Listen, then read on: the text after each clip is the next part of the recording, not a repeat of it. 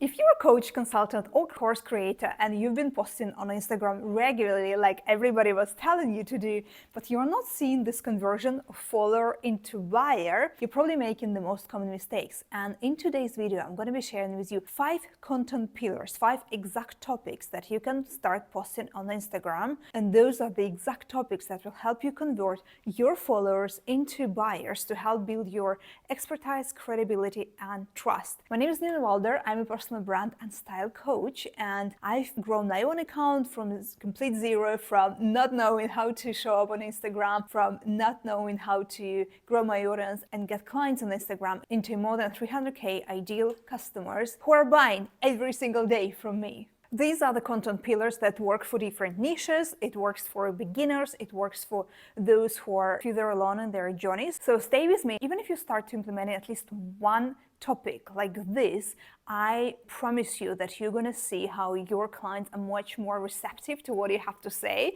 and they're going to be asking about what they can buy from you, how you can help them. So the first topic to talk about on Instagram, and this is what you can talk about over and over again, like from different type of angles, is to talk about the typical mistakes that people in your area are making. So this is a great topic because first and foremost, people do not want to make mistakes. They want to avoid pain and mistakes at all costs. So you, by sharing those mistakes first, they start to listen. When they see your reel, your post, like, oh, these are the most common mistakes that most women do or most men do. And when they see this, they are like, oh, I'm interested, I'm gonna swap on, I'm gonna listen to what you have to say, because people do want to avoid those type of mistakes. They don't wanna look silly, they don't wanna waste their time and money on that. So mistakes and talking about mistakes is a very, very common thing to do. On the other hand, that's a great topic because when you talk about mistakes, it does position you as an authority, as an expert in your area, because it means that you kind of like have been in the trenches, you've seen people do this one thing like in your area of expertise,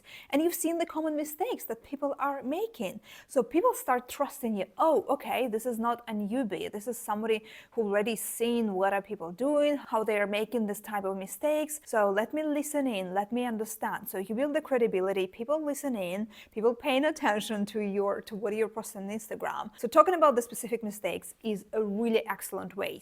For example, in my niche on the style coaching on my Instagram, I predominantly now talk about the style aspect of my business. I post reels regularly with the most common mistakes in all the areas and all the topics in this niche. For example, it could be something as literal as 5 most common mistakes women make when dressing in summer or in winter. It could be something like from a slightly different angle. For example, there is a general concept that black color is the most versatile, universal, and kind of works for everybody. So I'm seeing with a lot of my clients that they would pick up black shoes, black bags, because this is what they heard around, this is what everybody's saying. But then they come to me and they realize that, like, Nina, why my outfits are not working? Why these black shoes that are supposed to be the most versatile are not going with my outfits? Why this black bag kind of stands out by itself? So I did a couple of reels showing that black shoes are not the most versatile, that black bag is not the kind of bag to go for if you want a bag that goes with majority of your outfits. In your niche, it could be also any general misconception that you also see in the space. So for example, it could be any general misconception that you are seeing in your niche. So it could be something as more general that, oh, if you have to be fit, you have to spend your days in the gym and you have to starve yourself in order to lose weight. So it could be this. But the more specific you can go, the better, because again, it does position you better as an authority. It does really show that you understand the details. It's not about the general, just the general, but it's more about the details. So the more you can uncover those details and talk very, very specific and talk specifics, the better. So in this typical mistakes umbrella,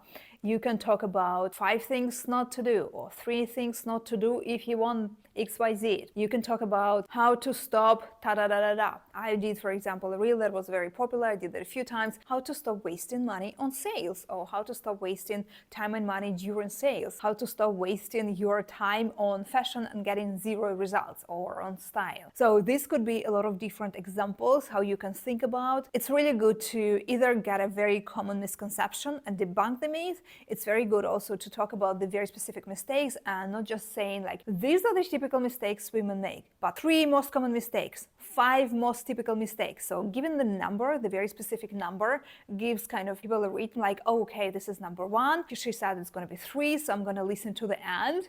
And so these 3 mistakes make a lot of sense. So think about those mistakes that people make in your area, and you can create plenty of reels posts about this. 2 is your story, your philosophy, your why, your own before and after. So this is one of my favorite topics, and honestly, whenever I post anything about my before and after, or my why, or my story, or like where I started and how it progressed, where I've been, this resonates with people so much. I literally get thousands of comments. So in this post, for example, I was sharing my before and after, how I used to believe that nothing fits my body, being short, being this bigger chest and shorter legs, all of this. And I was sharing before and after of my outfits and talking about how I felt along the process, along this journey, how it used to be for me, how it is now for me. So sharing quite vulnerably my before and after. And then I would invite people to a webinar about the body shapes. And I got thousands of comments, people resonating with that,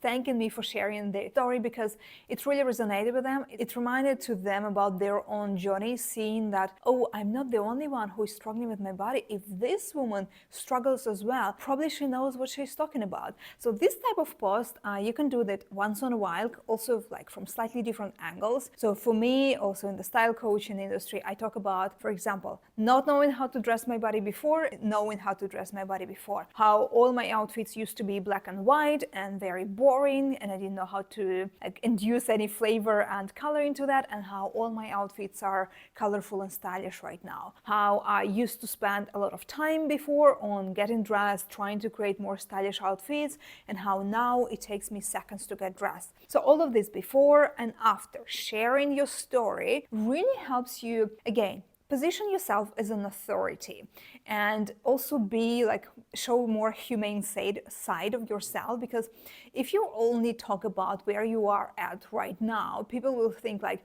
oh, of course it's easy for you, like she's been born like this, she's been born, like a lot of people will tell me like, oh Nina, of course, like everything fits your body. It's like, you just know how to put together colors. I know that you've just been born this way and you've always had this eye for style. But when I share my story and being quite vulnerable, showing my not very pretty before pictures, it really connects to the people. They really start trusting me like, oh, she's been where I am right now. She knows what I'm going through. She really makes me seen, because I like to look at the after, at the pretty picture, but I see that, oh, if I'm here at the before and I'm seeing that it is a possibility for me, I would like to follow along. I would like to learn from this person, from this expert. So your own story is one of the most powerful ways to connect to your audience, to make yourself look more vulnerable, to build this trust and to build this connection with your ideal customer. This is literally one of the best ways, and I do recommend for you to think about your story and to think about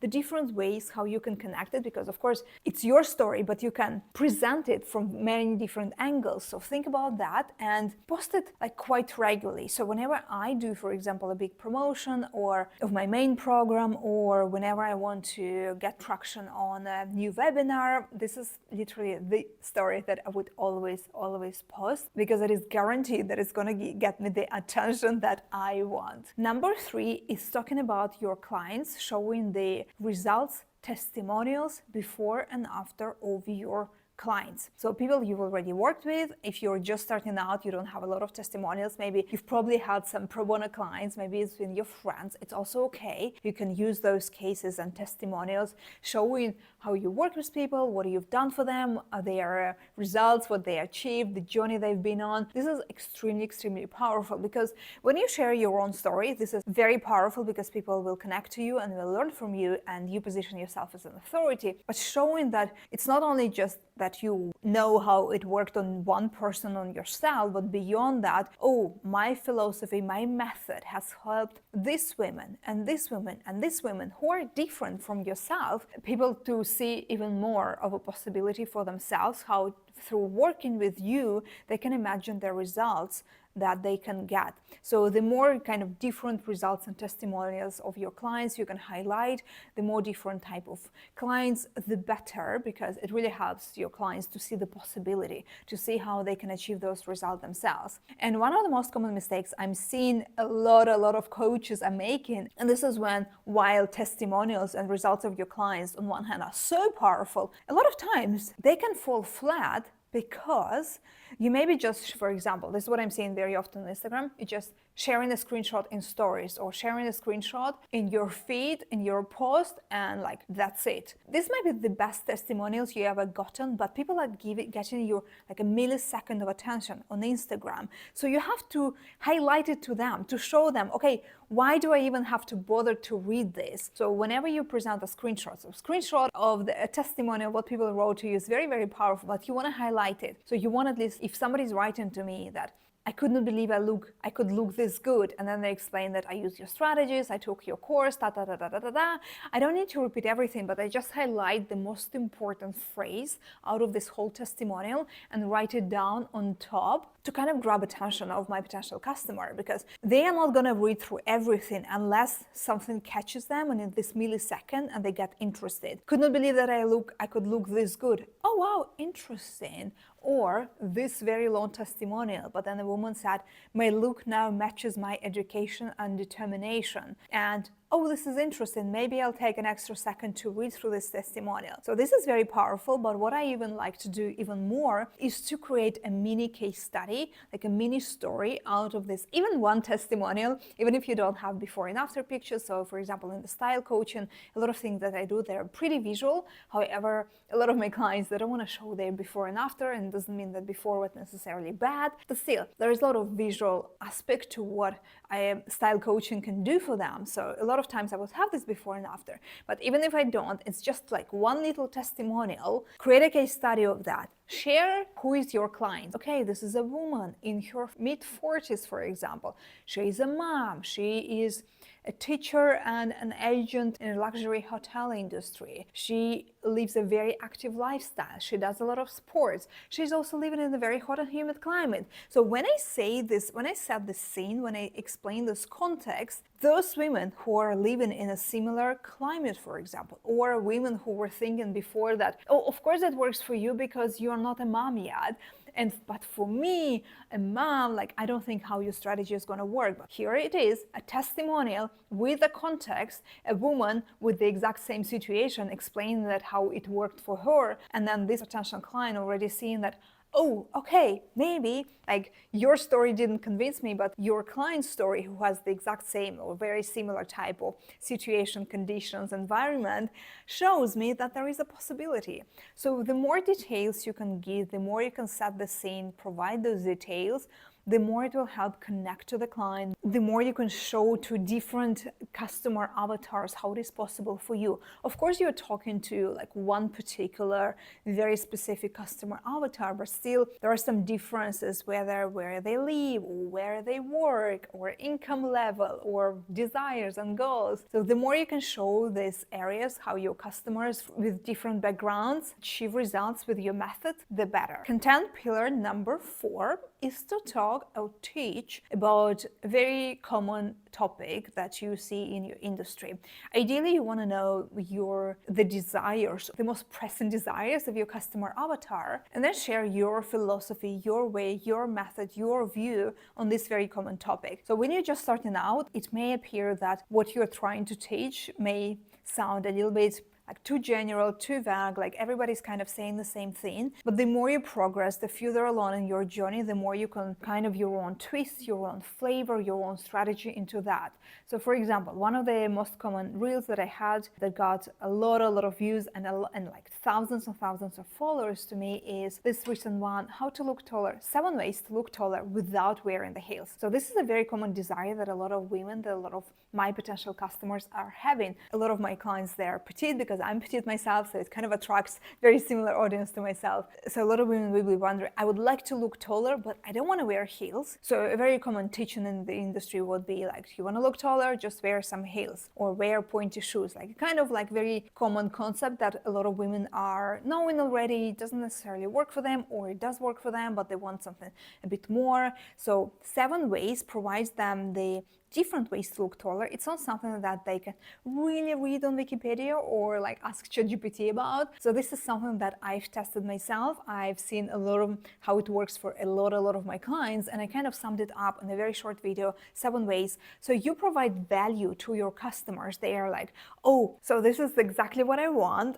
So I'm gonna keep listening. I'm gonna keep watching. Okay, and this is interesting. This is a bit special. This is a bit more unique. This is not your typical to-dos when people are talking about this topic. So providing value to your customers, speaking to their desired goals, desired situation in the future, how you can get there, being very specific, not like how any woman can look taller. Like this is too vague, this is too general, but 7 ways, so very specific ways, without the heels. Okay, this is very specific, this is exactly what I want, and these are several different ways, so I will be able to pick and choose for the ones that appeal to myself. So in my area, in style coaching, for example, other topics that were extremely popular, also got millions of views, thousands of followers to my account, is like 5 ways to look more put together, or 5 ways even to look expansive. It's the common desire of a lot of women, a lot of my clients. Or 5 most chic color combinations, or 5 outfit formulas that work for every body shape. So you see how it is like on one hand it's a little bit more general, but it is the desire of my client with the specific. And then what I give in the video is not the very typical answer that I would see somewhere around on the internet, but something a little bit more specific. Or if you cannot give like very specific ways with your own flavor, because these are kind of like quite common general ways, then the examples that you're given could be more specific. So when I'm talking about the color combinations, or when I'm talking about the 7 ways to look taller, a lot of time, like there are other style coaches who talk about the same topic, but for example, they would give a lot of examples of the like black and white, or color combination of beige and the color, or black and a color. And me, on the contrast, I do something because I wear a lot of color, and this is what I'm known for. This is part of my personal brand on Instagram, is how to wear color in a chic way. So I would be showing examples with much more colorful way, without any use of black or beige or white even. So this would set me apart from other people, and this would help me connect to my client better, and will position myself differently in the mind of my prospective customer. If you are starting out and you're not sure about the biggest desires or like very specific desires of your client, what you can do is to think about what people are asking you all the time. For example, a lot of people are asking me like, Nina, what kind of shoes I need to have for summer? What kind of bags I should have? What this and this? So the questions that your audience, not just clients, but your audience in general is asking you, the most common questions, is like the most common patterns that you are seeing are typically the questions that are good to address to. If you are also don't have an audience yet, you don't have so many questions to kind of choose from and see the patterns, you can look at other coaches in the similar niche, what people are asking them, and see what are the most common questions people are generally asking and interested in your niche, and this really helps. If you have a bit of a presence already on social media, you can even do a story where you ask, what is your number 1 challenge or topic in relation to dating or relationship or nutrition that you have, like number 1, the most common question, you put it in a box, and then you see all the answers. Before, for example, I run any type of webinar, I have a topic in mind that I'm going to talk about, but I want it to be a bit more specific, speaking directly to the desire, the most pressing desire of my customer. So recently I ran a webinar, summer capsule wardrobe, and then I ask people in the chat box and my stories, what is the number 1 question you have about dressing in summer? And I got hundreds of answers, but even if you get like 10 answers, you already can see some patterns. And I saw that, oh, a lot of women are struggling with shoes for the summer. Okay, this is a great topic. I'm going to make it as a bonus for my product. Being a little bit creative, and then you can absolutely figure out the most common topics, and this will help you get attention, get the views on your reel, and help convert your viewer into customer, because you will be able to share your expertise, authority, and your own philosophy in that.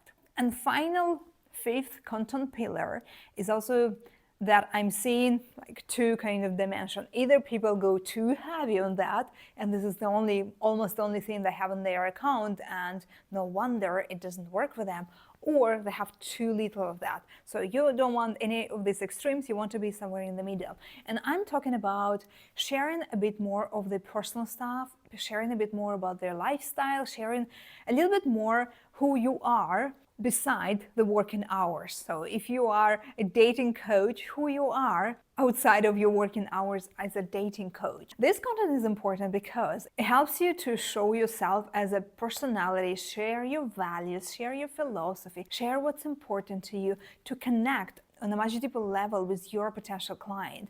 So if you're only talking about the professional things, it kind of looks very dry, like people maybe believe in you, maybe they are following you, maybe they're learning from you, maybe they're thinking that, oh, she's an expert, she's an authority, but people are buying from real people, from real humans. Like, yes, of course, you want to position yourself as an expert on the topic, but ultimately people buy emotionally. And in order to create those emotions, you want to connect with people on a more personal level. You don't have to share your whole life on Instagram. I personally don't do that myself at all. I'm quite close personally, and I don't like to share my life on Instagram. But there are a few topics that I would usually touch upon and share once in a while a little bit on Instagram. For example, I regularly do Pilates with an instructor online. So sometimes I would film my workouts and I will share them in my stories or even in my feed.